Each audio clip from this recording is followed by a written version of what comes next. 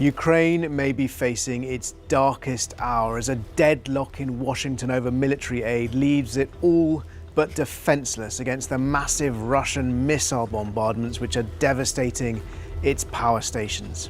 Kharkiv again, and this is a scene of yet another. We're in Kharkiv again.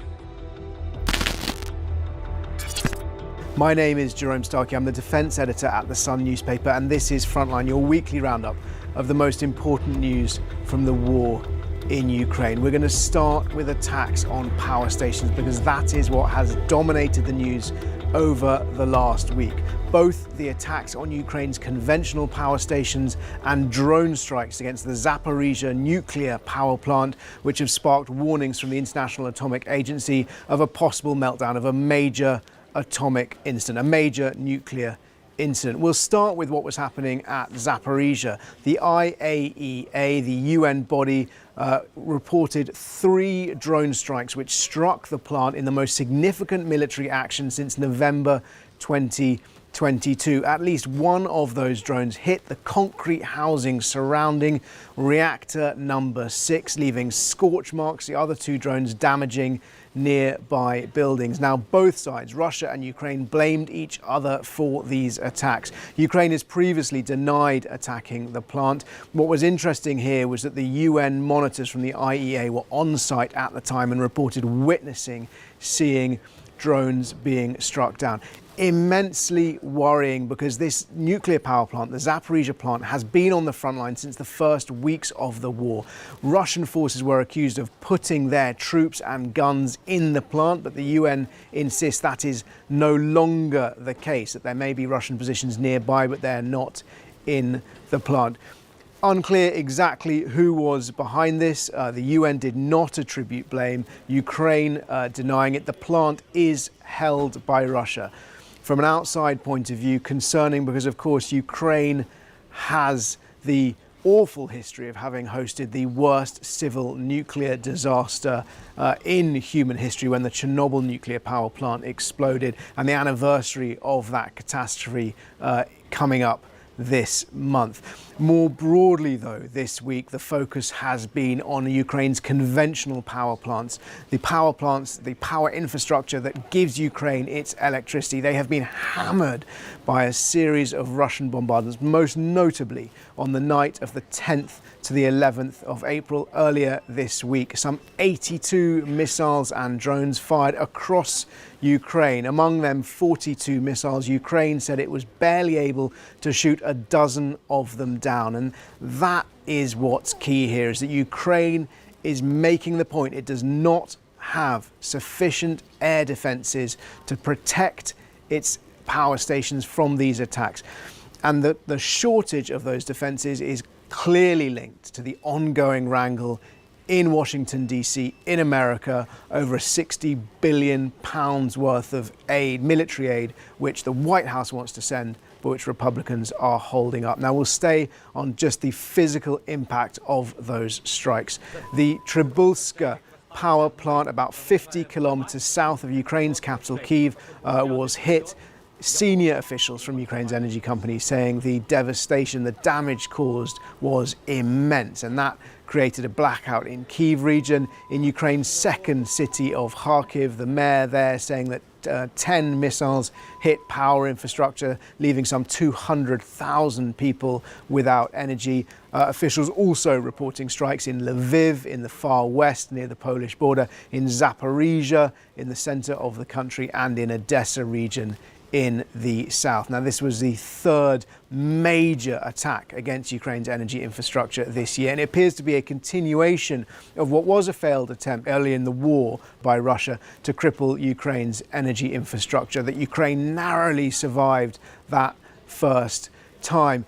It's not just a question of leaving people without power. And when Russia first attempted it, it was seen as an attempt to try and break people's will, to leave them cold and in the dark during the long winters of the war. But now there's another consequence that's been highlighted by the Institute for the Study of War, a think tank which tracks this conflict, pointing out that the lack of electricity will also hinder Ukraine's industry, crucially, perhaps its ability to manufacture arms, because as this war has progressed, as it has dragged on, Ukraine has increasingly leaned into building up its own capability to try and manufacture and repair its own weapons. And of course, the need for that has become increasingly clear as the reliability, the steadfastness of its allies has come into question. And that's really where we're going to go next in today's update, which is where is America? The reason that Ukraine does not have sufficient air defense systems, particularly the Patriot air defense systems, which so far have been the only ones capable of shooting down Russian Kinzhal hypersonic missiles. The reason Ukraine does not have enough is because this huge package of military aid, which the White House wanted to deliver in December, has been held up in Congress, held up in Washington, D.C. by a political impasse between the Democrats of Joe Biden's government and the Republicans, informally led by former President Donald Trump, who appears to be pulling the strings behind the scene. Now, part of this can be seen as perhaps US isolationism, a long-standing sort of historic thread within American foreign policy, which is that problems over there in Europe are not America's problems. They bring up the Atlantic drawbridge. But actually there is also concern and perhaps growing evidence that there is a cadre, a cohort within the far right of the hard right, rather, of the Republican Party, who are just actively pro-Russian and anti-Ukrainian. And worth remembering when we think about this, that Donald Trump, when he was first impeached during his presidency, was impeached over claims that he had misused his office to try and bully President Volodymyr Zelensky of Ukraine into digging up dirt about his then rival and his continuing rival, Joe Biden, and the Biden family over President Biden's son's business dealings in Ukraine. That's a story that hasn't perhaps had enough traction in the United Kingdom, and perhaps we don't consider enough when we think about what might be behind the Republican motives for being cool on Ukraine and cozy towards Moscow.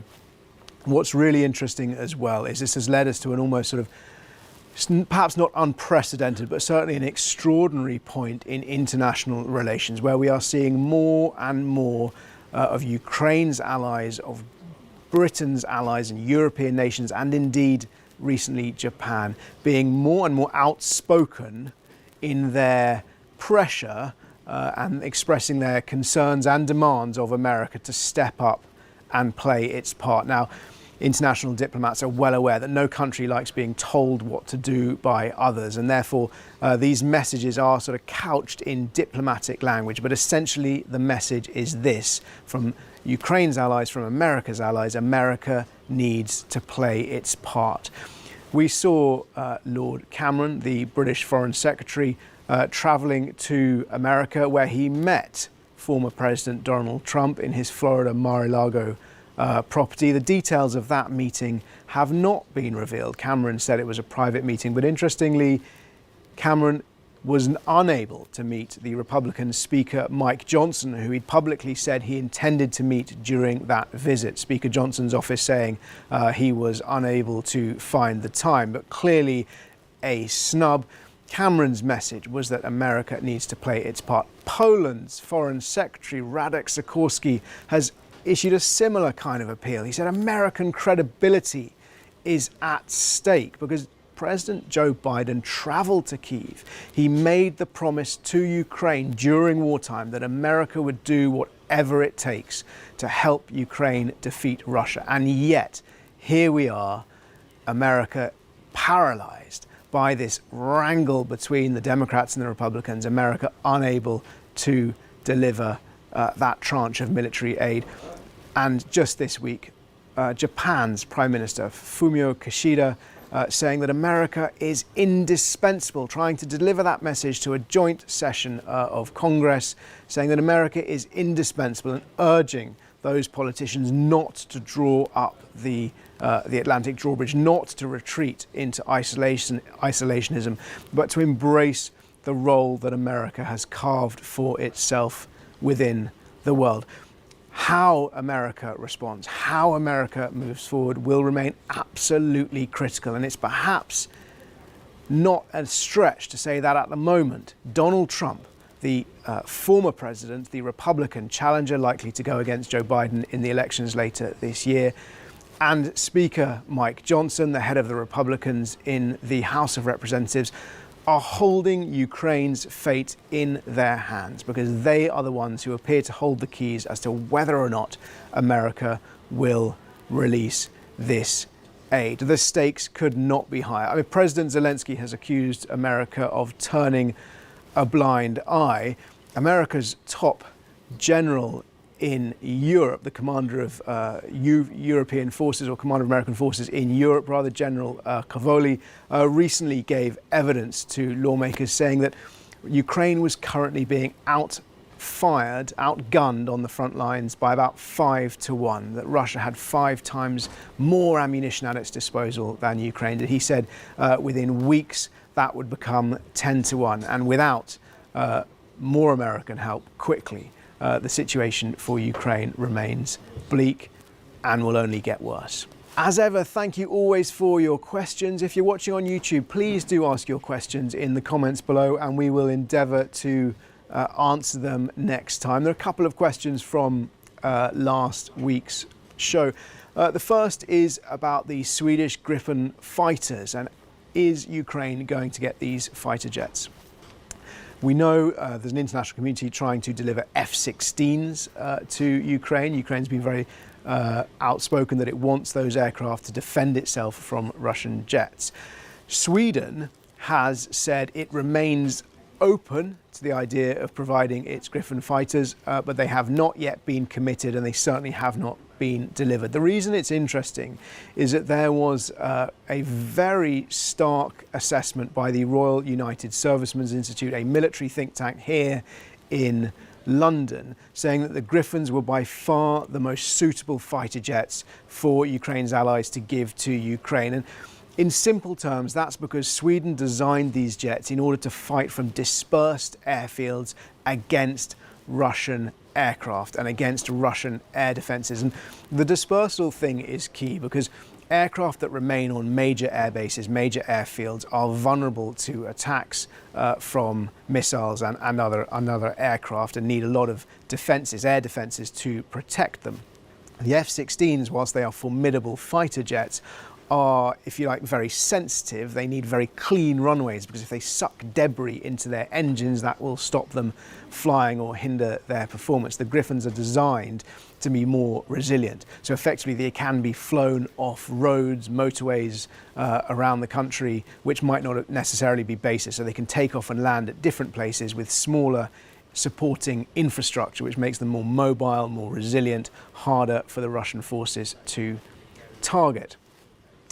Another theme that came out a lot in the comments underneath last week's show was whether or not it was fair of Lord Cameron, Britain's Foreign Secretary, to compare the crisis facing Ukraine and the world now to 1938. A lot of you saying, well, actually, the 1938 moment was not now, it was in 2014.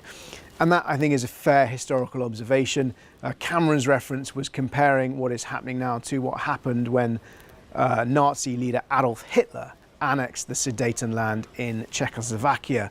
That was seen as a forerunner to World War II, but instead of resisting him, instead of stopping him or pushing him backwards, European powers appeased Nazi Germany, paving the way for one of the bloodiest conflicts the continent had ever seen. Of course, a very similar thing happened in 2014 when Russia annexed Crimea and when it supported the rebellion, the uprising in eastern, or fomented the uprising in eastern Donbass in parts of Lugansk and Donetsk districts. The West collectively did very little, failed to push Russia out, and it's clear to see the course of events which has led us from there in 2014 to now, where Ukraine finds itself fighting a hot war, the worst conflict Europe has seen since the end of World War II on its territory. I think it's a fair historical point, so thank you very much for making that. Nonetheless, I think there's also merit in the message that Cameron was delivering, which is this is a critical moment in history, and indeed in the history of Europe, where Europe and the world must make a decision as to whether or not it's prepared to continue to allow a tyrant in Moscow to define the borders of Europe by force. As ever, thank you very much for watching and listening. If you do have questions, please do ask them in the comments below, and we'll endeavour to answer them again next time. If you're listening, then do like and subscribe wherever you get your podcasts. If you're watching on YouTube, please like and subscribe to The Sun, and we look forward to seeing you again next week.